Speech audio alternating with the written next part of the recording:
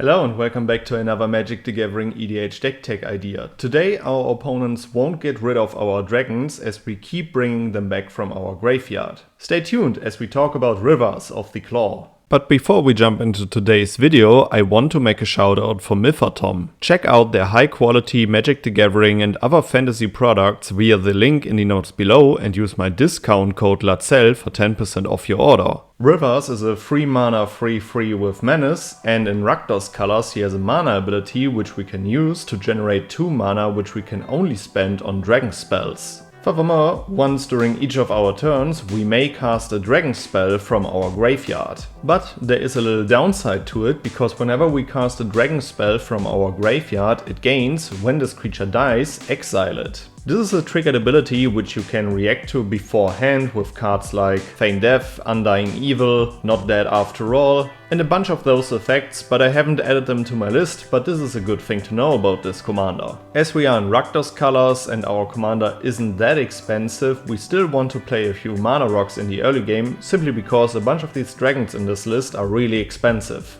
Due to the fact that we are playing a dragon deck, there are a few unique mana rocks which only find a home in dragon decks. For example, Carnelian Orb of Dragonkind. This is a 3 mana rock, and as you know, I'm a bit critical about 3 mana rocks, but this one really packs a punch. Simply because it adds a red mana, and if that mana is spent on a dragon spell, it gains haste. The great thing about this mana rock is that this mana can also be used on other spells, not only dragon spells. And enabling haste is a really powerful thing which we definitely want to have in our list. Due to the fact that Rivaz will create a mana advantage for us, we still want to discount our spells, simply because there are quite a many which are really expensive. This is why we play Jet Medallion and Ruby Medallion. When it comes to Rakdos colors, we also play Talisman of Indulgence, and as I've said earlier, there are a few unique ones, for example Orb of Dragonkind. This is a filter mana rock which we can use to create mana of any color, depending on what our dragons currently need, and later on it can also be sacrificed for Cardadvantage, because we can look at the top 7 I believe, and take a dragon from those cards into our hand. This can happen at any time, so we can use it before we get into our next turn.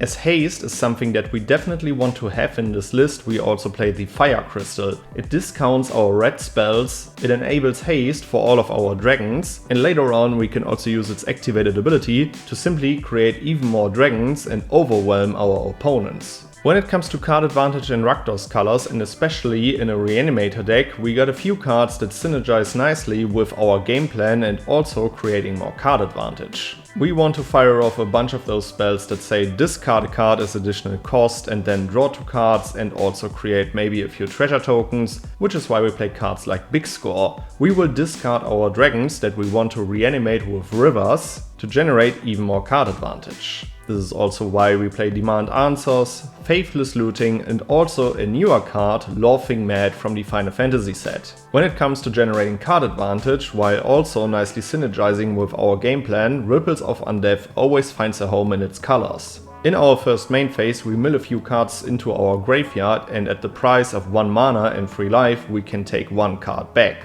Because of the 1 mana that we have to pay for this ability, it might feel like that it sets us a little bit behind, but it simply synergizes so well with what our deck wants to do that we are totally fine with paying 1 mana and 3 life into this ability if we find something that we definitely want to have in our hand and not in our graveyard. Another great card that really works in our favor is Hazoret's Monument. This legendary artifact will discount our red creature spells, and whenever we cast a creature spell, we can discard a card to draw a card. This will allow us to throw our dragons into our bin, and with that maybe draw a card that we currently need, for example a land. Aside from these card advantage and looting effects, we also play other powerful artifacts and enchantments that will definitely synergize with what we are about to do. For example, one of my favorite red enchantments is Descendant's Fury. As soon as one of our creatures connect with one of our opponents, we can simply sacrifice that creature to reveal cards from the top of our library until we hit a card that shares the same creature type, and then put that one onto the battlefield. As a bunch of dragons create tokens, we can simply swing with those tokens and then sacrifice those tokens to cheat non-token creatures into play. As we are playing a dragon stack and as we have red enabled, we definitely play Dragon Tempest, another great haste enabler, and the wider we go, the more damage we can deal as soon as a dragon enters the battlefield under our control. When it comes to tribal decks, Molten Echoes is a really powerful enchantment. As it enters, we choose a creature type, which will be dragons, and as soon as a non-token dragon enters the battlefield, we can create a token which has to be exiled at our end step. This is a great synergy with Descendant's Fury simply because we can stack the triggers accordingly to Descendant's Fury to resolve first and then sacrifice a token which would be exiled anyways to cheat another non-token dragon into play. As there are quite a few legendary dragons in this deck, we also play Rakdos Joins Up, an alternative reanimation enchantment which will also anthem up the reanimated creature, but the more interesting thing is that as soon as a legendary creature of us dies, we can ping target opponent for its power. This will come in handy in our win more section and you will see why. If our board got handled and Rivaz is back in the command zone and it isn't really worth anymore to recast him, we can also play Sneak Attack, a powerful enchantment that can cheat creatures from our hand into play at the price of sacrificing them. We don't really have a problem with sacrificing those creatures simply because we can recast them from our graveyard. And last but not least, if we recast a creature from our graveyard, it will gain the text when this creature dies, exile it. But if we create a new instance of that creature, it won't have that line again. This is why we play Conjurer's Closet. This card got way more affordable lately because of its reprints, and due to it being completely colorless, it is a flicker engine which can be used in any color combination of decks. A bunch of players really love to play really powerful and impactful dragons, and I really get why, it will win you even more games. But when it comes to Commander, I am also always a big fan of playing powerful creatures that will provide even more card advantage. And now I will talk about a few dragons that will definitely generate even more card advantage, but will also win us games. One of the dragons that we either want to reanimate or simply hardcast, because we can also use Rivaz mana to hardcast those creatures, is Skyline Despo. It is a 7 mana 5/5, which is a solid stat line, but when it comes to card advantage, it will give us the Monarch, and if we are the Monarch in our upkeep, it will create another dragon for us. This is a really powerful creature even though it's just an uncommon, simply because if you're the Monarch, people are usually incentivized to attack you to take back the Monarch. But if you have a board of powerful dragons, they know that you are going to come back at them to take it back, which is where in my opinion the Monarch really shines. And with that, Skyline Dispo definitely in this deck. When it comes to dragon decks, you always have to add Terror of the Peaks, especially in a reanimator deck with mass reanimation effects. Simply because whenever a creature enters the battlefield under your control, you can ping a target equal to the power of the creature that just entered. Which means that if we hit a mass reanimation spell with a full graveyard of dragons, Terror of the Peaks can win us the game on the spot. Let's get back to card advantage. We play Thundermane Dragon, a dragon that allows us to look at the top card of our library. Furthermore, we can cast creature spells with power 4 or greater from the top of our library. And guess what? Most of our dragons are that strong. In addition to that, that creature also gains haste if it was cast from the top of our library. Which means that this cheaper dragon will enable even more powerful dragons. One of my favorite dragons in all of Magic is Brainstealer Dragon. This dragon will provide more card advantage for you in your end step, and whenever a card enters the battlefield under your control, if it's owned by one of your opponents, they will lose life equal to the mana value.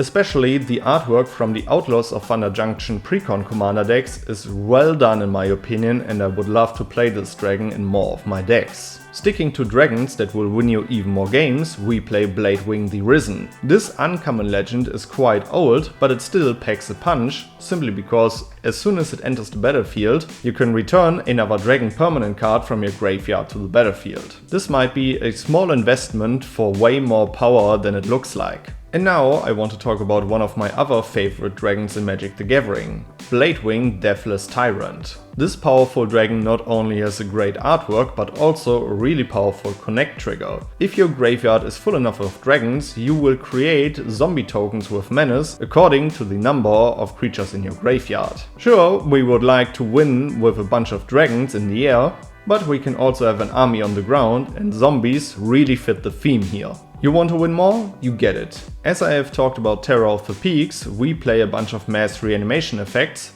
but a few that aren't that commonly played. When it comes to tribal decks that want to reanimate, we play Haunting Voyage. This is a really powerful mass reanimation spell which can be foretold early on, but already its side that isn't foretold has a powerful effect because you return 2 target creature cards from your graveyard to the battlefield. If it was foretold, you return all creatures of the chosen type from your graveyard to the battlefield. This is a one-sided mass reanimation spell, and as I have said earlier, with Terror of the Peaks it can win you games on the spot. This is also the reason why we play Patriarch's Bidding. You won't find a Living Death in my list simply because it creates way more advantage for your opponents, but with Patriarch's Bidding you will get a full mass reanimation effect, and you will most likely limit what your opponents can bring back. You remember that I have featured Rakdos Joins Up early on, and I have said that it can be a win con of yours. This is why we play Kindred Charge. Another great card that shines in tribal decks, and especially with a bunch of powerful dragons on the battlefield,